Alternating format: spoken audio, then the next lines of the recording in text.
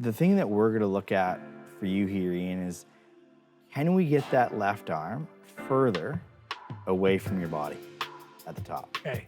I really think for you creating that space between your hand, that shoulder, and your arm is massively important for your golf swing. Right.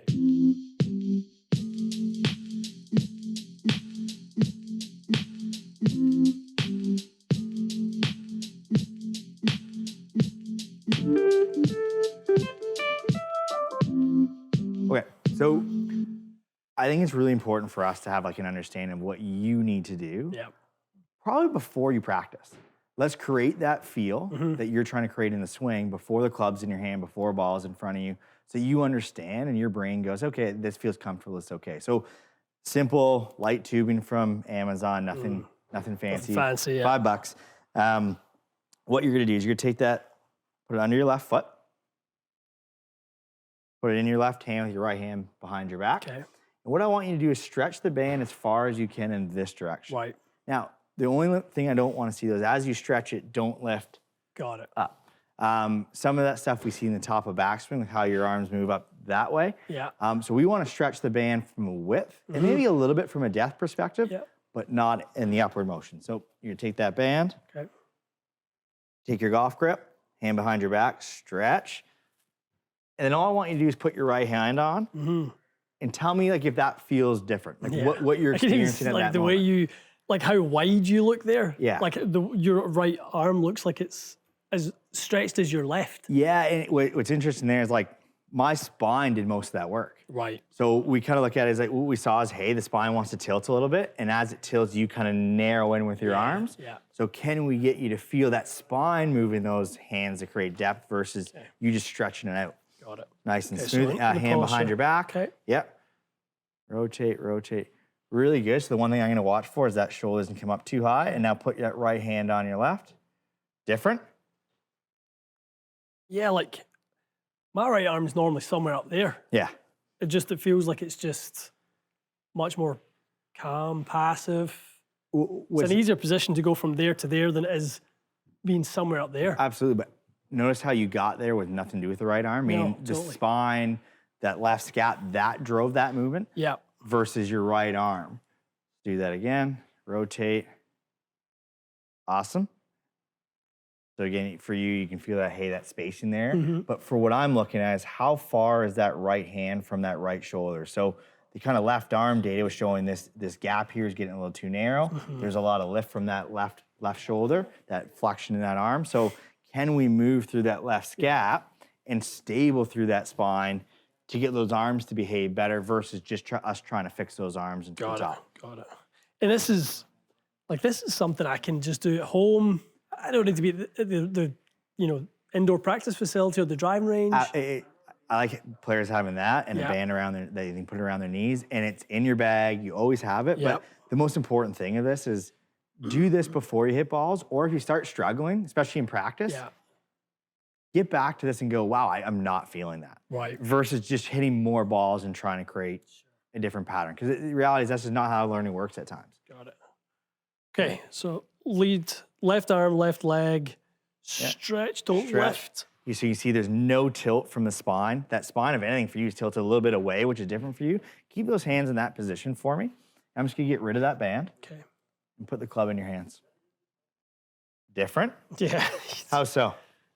It feels like I've made half a backswing with a full turn. Yeah. That's what it feels like. So now in your normal swing, what do you feel though? I feel like probably the opposite, like I've underturned. Yeah. So like I've kind of swung the club back, a lot of its arms, and then there's that lift portion at the end. Yeah, I mean, in some ways you call it like a little bit of runoff at the end, right? I don't feel like I've found the end of range of motion. The thing I like the look of that when you get there is it looks really stable. So yes, it's compact, but short sometimes, you can be short and here. Yeah. What I like is you stretch that system out. Right. Because you made the comment, hey, I want to be able to get through it. Well, if we don't stretch the system out in the backswing, does it really want to respond and elastically recoil in the other direction? Yeah. Probably not. Probably not. So now can you make that swing without the band? Okay. Can you show me with the club in your hand, can you make that swing? So let's go left arm only, hand behind your back. Okay, put the right hand on. Now, keep in mind, this won't be the top, but this will be probably about the moment where you'll start recentering that pelvis to the left. You'll start moving left, the club will keep traveling back, but at that moment, typically you'll see the best players start gliding that pelvis down before we start to rotate, actually getting that left hip towards that front ankle so we're in a position to push. Got it. Now can you make that with 2 hands? I know I'm making it hard on you. But I want you to leave today understanding, hey, how do I get to that position? Okay, we'll do one more. Do one more? Right. And do me a favor on this one. Just stay there for a second, and then can you just show me impact from that position?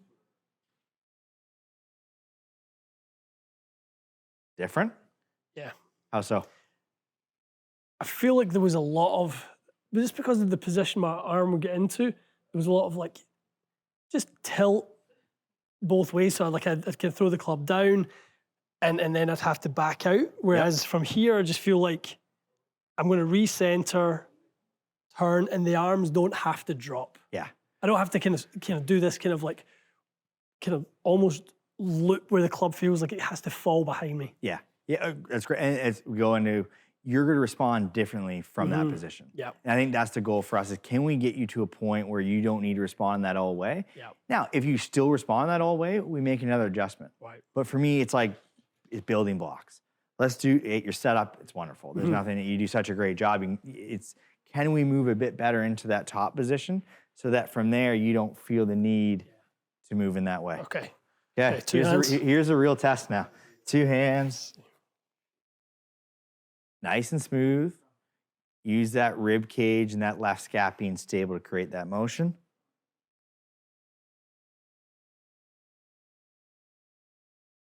I mean, look at how different that looks. How that right shoulder's sitting down. There's nice space between your left arm. You really haven't used your arms to create much of that motion. And that's literally what I'm trying not to do. I'm trying really not to swing my arms up. Yeah. I'm trying to like push the club away more. I love that. And the thing is, the club's going to go up. Yeah. But you do too much of it. Yeah. So rather than saying, hey, don't go up, well, let's move them in this direction. Your spine will move better. Yeah. You'll stretch the system out more and hopefully give you that freedom through impact. And the big thing is you could see when you did the rehearsal where you went back down to impact, how differently you had to move from there to hit it, which is the kind of goal. And that's why we're doing this without hitting a golf ball first, why we start with the bands, is that you need to understand, hey, what do I need to do differently? Yeah. But also in some ways, okay, from there, how do I find impact? Yeah, I mean, I've never really hit balls from that position. Yeah. But like I can imagine that from sort of that position, the recruitment of speed is going to be entirely different. There's not going to be less of that sort of stuff where the arms kind of getting narrower and the elbows get behind. It's just going to be so much of sort of driving the pivot. Yeah, you're going to be forced to. Yeah. Do you want to play a couple? Sure, love to. Get rid of the band. Okay, thank you. So when you're doing this, I want you to give me like 1 or 2 rehearsals each time. Okay. And always go back to impact. So don't just do the backswing and then kind of let your arm fall. Tell your subconscious, hey, where do I need to go from there? Got it. Just to kind of help give that feedback on what you're going to need to do differently, because there will be some differences. Good. Different? Yep. Okay, and show me impact. Great. So go ahead and play one. Whatever speed you feel comfortable. If it's 20%, 50%, that club goes, I'll call it 175 yards normally. If it goes 100, that's okay. Just do the motion that you are feeling that and feel comfortable doing it. That ball went a little left. What I liked is, if you don't start pivoting now, you're probably going to see that little draw. Okay. I don't think you're going to see that pull hook, and I don't think you're going to see that big block. But if you don't pivot now, it's going to draw. It doesn't feel like there's any way I could have hit that fan to the right. None. Which is, I mean, especially you get into a driver. Yeah. Massive. That's massive. Right? Okay, same thing, 1 rehearsal. Yeah, awesome. Impact. Okay, same thing. Whatever speed you feel comfortable. Maybe a touch smoother. And again, you better pivot, but you probably felt like you gave that no effort. Chipped it. Felt like I chipped it. You talked about having the ball come out flatter. Yeah. instantly flatter. Yeah. You chipped it, you're still getting good. I mean, that's 7-iron, correct? 7-iron, 164, and you're chipping it. And at 14 launch, I think I've been about 19, 20 in launch. Yeah, and I think the nice thing is now we know we add speed, we'll probably find the middle. Yeah. Let's take a peek at that swing. I'm just going to take it to the top. The takeaway is pretty good. We haven't talked about it much, but different, right? You'll see from this frame here how you don't have that want to tilt towards the target as much, partly because we gave yourself your feel of a hands going deeper. So all of a sudden that, hey, I need to get my hands further away from me. There's no real need to tilt to the left anymore. Now I'm just going to take it all the way to the top. A little different? Yeah.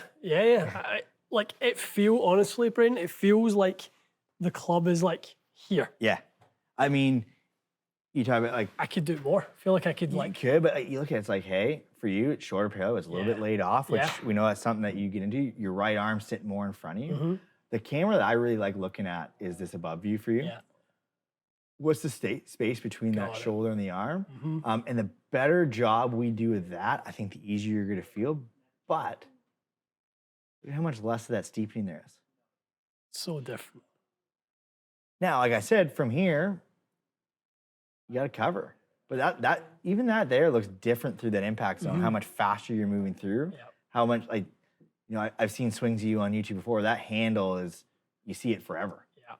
And I think that will be the next piece for you is as you get better at this backswing, can you pivot faster, control that path and face, and now all of a sudden, you know, that bad swing with driver is, hey, it's 30 yards offline instead of 70, and all of a sudden you hit that as your bad one, you feel like, oh, I can be aggressive. Right. And that's, I think, the one thing, you know, that we've kind of discussed is like, for you, if you don't feel athletic and instinctive through impact, you're not gonna be able to play. And I don't enjoy it. Like I don't enjoy golf when, like, I would rather play bad.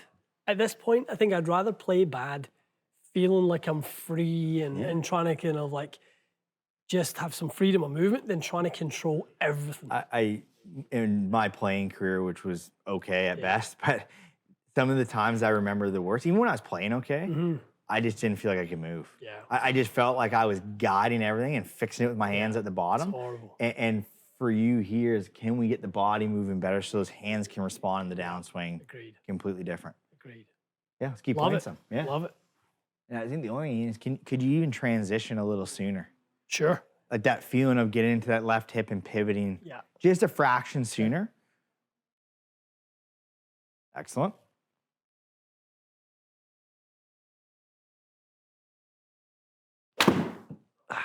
So more often than not, player will hit that and go, I did it wrong. Yeah. Mishit it.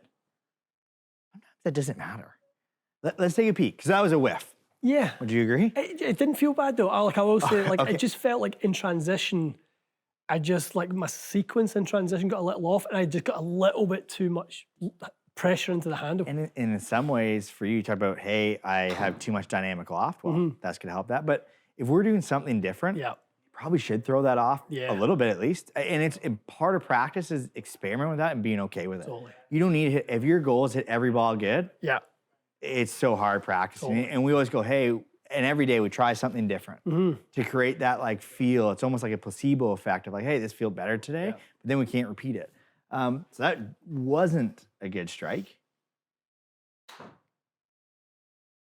Look at that top. Yeah.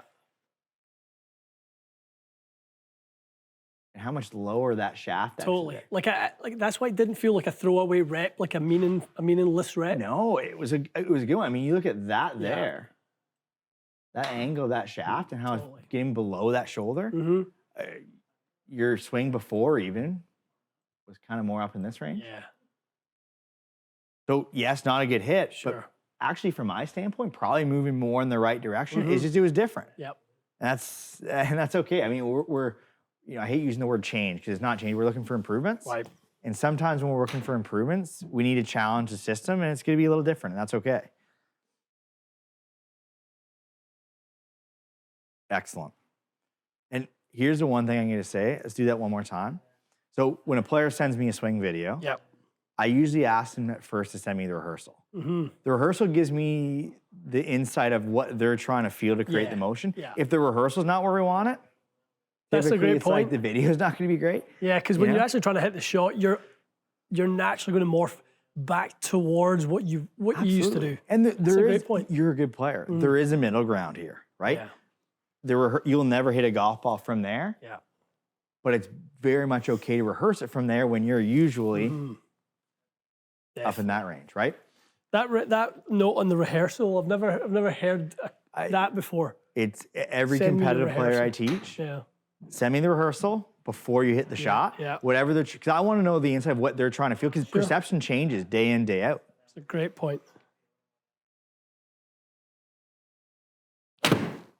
Like from my standpoint, that would be your draw. Yep.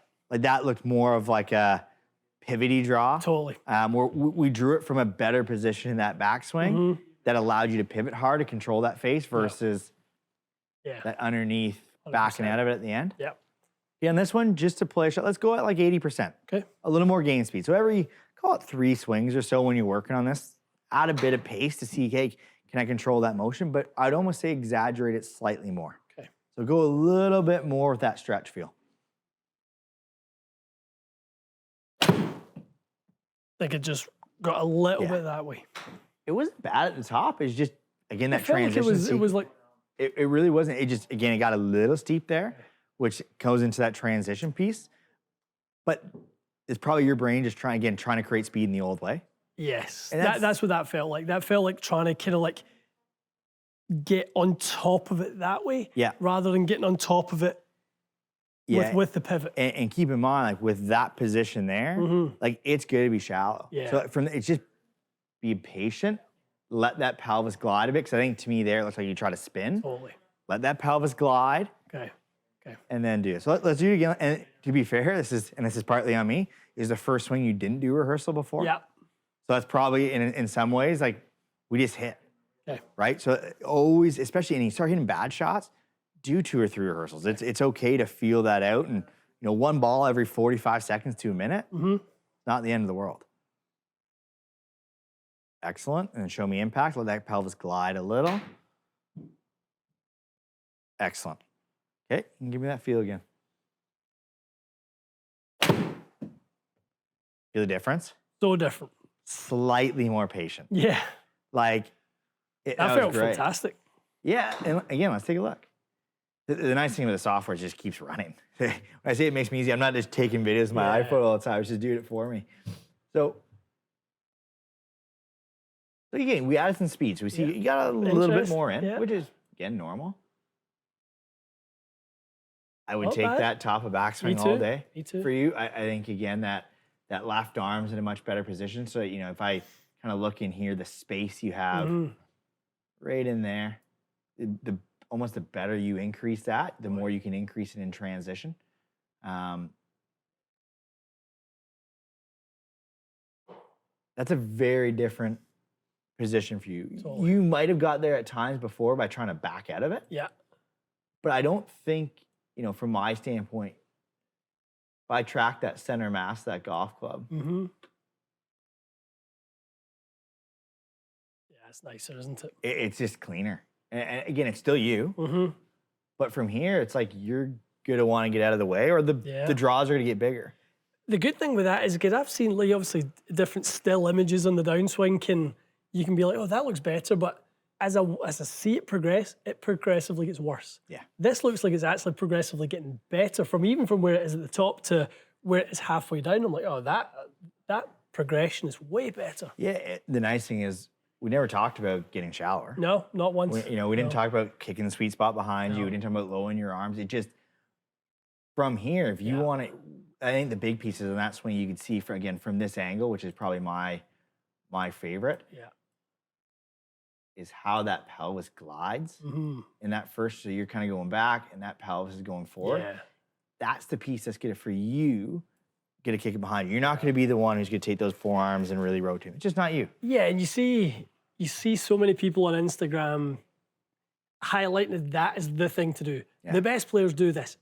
I've tried. I can't do it. Well, I cannot do it. Here's the interesting thing: is like your wrist data looks like you're shallowing it. Right. Your left wrist is flexing. Interesting. but how you're moving through that spine in transition where that pelvis isn't gliding soon enough. And from up here, you're trying to pull that club down. Right. Even though the wrists are responding in a way where if I just looked at a wrist graph review, I go, that club's going to tilt behind them. Yeah.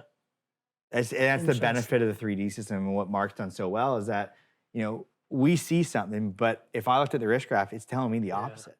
Which tells me it's not you having to try and shallow that club more. It's you positioning the arms in differently and then moving through the spine differently to let that club fall some naturally. Yeah. That last one felt so good. It was great. You look at 170 carry. Yeah.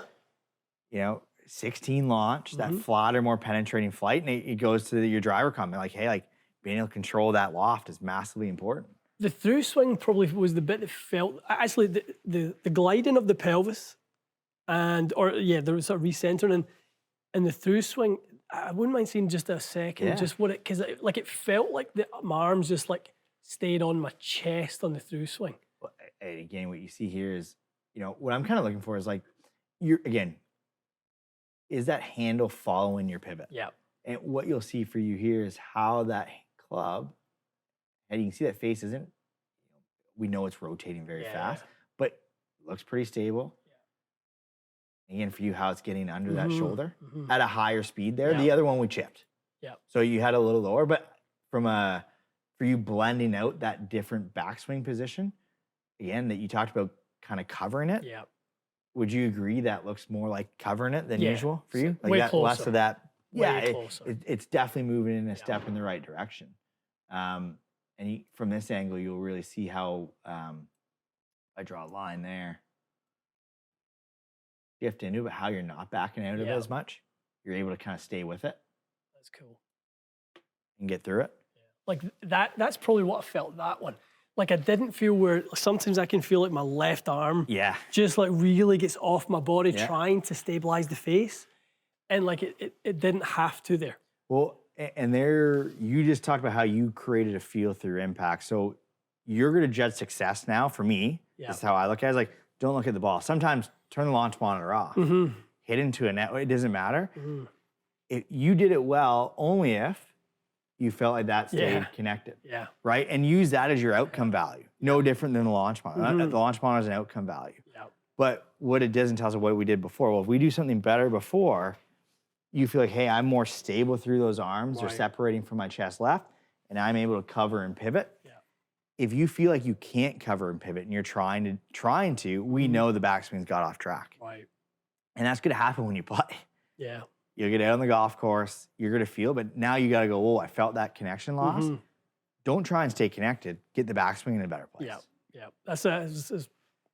Let that be a consequence, not the focus. Yeah, because we'd stick a glove under your arm all day. I mean, you can do it all day long, and it's not going to help unless we put the prerequisites in place first. Right. Amazing.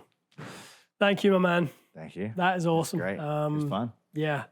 And something you and I have chatted a little bit about, sort of like off camera and stuff like that, is not just because my focus is on the driver getting better.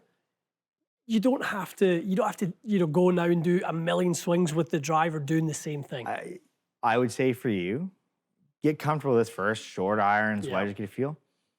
Call it 10 to 15 drivers a session. Yeah. Don't fix the driver. Right. Fix the movement and let the driver get better on its own. Right. And almost in some ways, what we'll do as time goes on is, okay, we'll have our movement parameters, what we're looking at here, but we'll also set, hey, some skill parameters. Is it getting better from a result standpoint? And are we seeing these like steps of progression? Because all of that, if it looks nicer and that out there doesn't get better, it's irrelevant. So you have to have both of those things in place. But the scariest lesson I have is, hey, I want to fix my driver. I'll bet. And it goes, okay, and you see the movement with a wedge or a 7-iron and go, okay, you can see why it works with that, but there's still an outcome. You can see that block you hit earlier today. That was just going to be a lot bigger of a block and feel worse with the driver. Still there, though. We got to move differently from wedge to driver, even to the point where sometimes, a lot of times, we'll add in your pitching. Hey, let's pitch it in the same things we're working on the swing. Yes, there's different setup and dynamics there and different sequencing, but let's put some of those things in so that you feel comfortable whether you have a 50-yard shot or you're hitting hopefully like a 300-yard driver and kind of making that throughout the bag So you're not going, hey, what am I doing differently now that I have the big stick in my bag? I love it. I love it.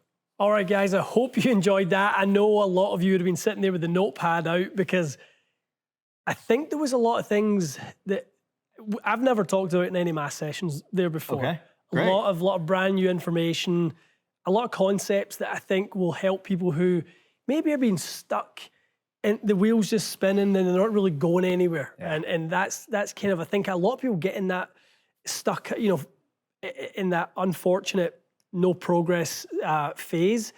And I think Tyler and I have done such amazing work in the first part of last year, and I think we just hit a roadblock that was going to need for us to spend some time to get kind of past it.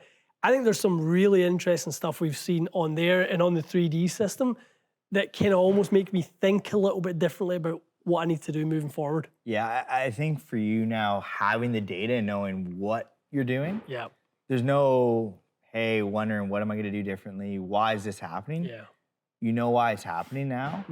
That's the benefit of having the system. Just there's no bias from my perspective. Right. Like it just spits out the info. Yeah. There's no style. Like, is this exactly what I like to see stylistically? Probably not. Yeah. But it's probably better for the way you need to move as a player versus what I like to see on camera, which I would love to see your arms higher and wider. Sure. But the problem is that creates a lot of issue when you do that. For your body type, for your frame, I think now it's a matter of, can you learn how to do that here first? Yeah. Then in playing rounds, even simulated golf, and then hopefully come springtime for you. turtle right time. on the golf course. Absolutely. Exactly. Well, guys, we always go back to the pillars of performance. I think here the ones that I would say we're focused in on, very much biomechanics, but we're also talking technology. I think the next wave of player development, of coaching, is going to be integrated technologies. We're not looking at just the launch monitor here. We're looking at 3D data. You're just about to receive the Swing Catalyst 3D plates. Absolutely, yeah. I'm sure we'll dive onto those at some point and have a look like what's going on, where's the pressure and force moving. This is the future. What you're seeing today is the future of the game. It's the future of learning, and it's the future of knowing more about what it is specifically you guys need to do. I think that's what people find fascinating, Braeden, watching this is like, we went from 3D to launch monitor to video, and we're already talking about other things. How many can you layer on top? And the funniest part for me, I think the most important thing was the $2 Amazon band. It allowed you to feel it, right? And I think my role is, hey, we use the data to make something simple for you. We didn't go through 10 different things today. And through a couple of things that you talked about, but now you can relate why that's happening and make the motion without having all this clutter with what you're trying to do. And there's no excuse. For me as the player now, there is no excuse for me not getting reps in. I'm going on vacation tomorrow. There'll be a band going in my bag. That's it. And you know what? Sometimes that little break in creating that understanding, those pathways, sometimes that's better than hitting 150 balls. It's just the reality of it from a learning perspective. Absolutely. Okay. Guys, no excuses. We're telling you here. I've got my work cut out, my homework. I think that's another thing, leaving today with some great mental clarity on what's the homework. What do you need to do between the sessions? You gave me a great example of a player you've worked with who you saw 4 times, went from a 14 to a 5 handicap. Maybe tell us a little bit about that and their learning feedback. Similar. We 3D'd them. Someone who's working full time like most of us and doesn't have a lot of time and younger, and I gave him probably 5 to 6 drills to do at home. So just simple home-based drills. He went from a club path of, I think it was 8 left as a right-handed player, to he's probably in to out 2 degrees within a month and never swung a golf club. Just simple drills that's no different than the band drill for you. Sometimes that's the best part about being indoors in the winter is stepping away, create clarity. That's the word you use, which is great. I mean, that's if a player leaves hitting it bad, I can deal with that. If they aren't clear on what they need to do, I probably didn't do my job very well. You'll hit it better. You're a good athlete. I'm not worried about that. You need to be clear on what you do for that to happen, though.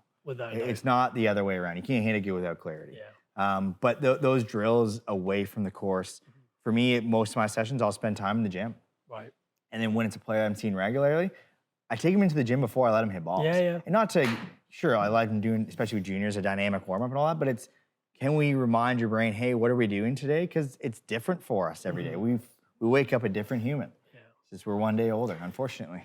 I think one of the things I love watching about Scotty Scheffler is I see more things online of him working on movement patterns than I do of any of the swing stuff that he's doing or any the technology that he's on.